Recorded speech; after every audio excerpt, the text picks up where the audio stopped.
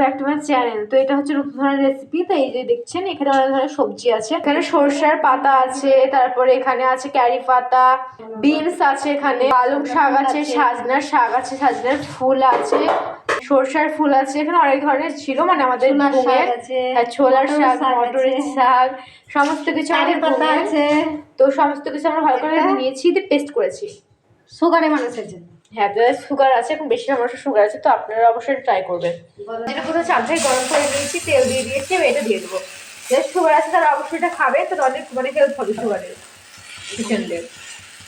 হালকা একটু ময়দা দেওয়া আছে, হালকা একটু ময়দা দিয়েছে, হালকা মিক্স করেছে। আপনারা প্রথমে পেস্টটা বানিয়ে নেবেন, তারপরে ময়দাটা দিবেন।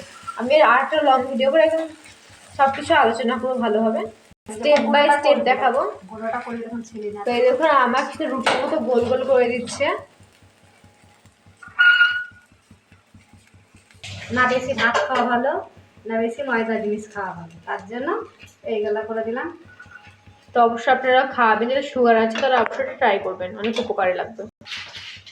আপনার সুগারের মানুষকে এগুলো টিফিন করে দিতে পারেন, অনেক হেল্পে হবে, পেটও ভরা থাকবে না। তখন উল্টিয়ে দিব আমরা এটাকে। তো দেখুন কি সুন্দর হয়েছে। তো এই দেখুন এটা হয়ে গেছে, এটাকে আমরা প্লেটে নিয়ে নেবো। দেখুন কি সুন্দর হয়েছে, কালারটা একবারে ডিপ গ্রিন হয়ে গেছে। তো এটাকে নিয়ে নেবো। এই দেখুন তোরা নিয়ে নিয়েছি, দেখুন আমরা থালাতে নিয়ে নিয়েছি। দেখাচ্ছি একটু, এই দেখুন ভিতরটা এরকম হবে। তো আমি একটু খেয়ে নিলাম, তো আমি বলে খেতে একদম খারাপ না, বেশ ভালোই আছে, তো আপনারা অবশ্যই ট্রাই করবেন।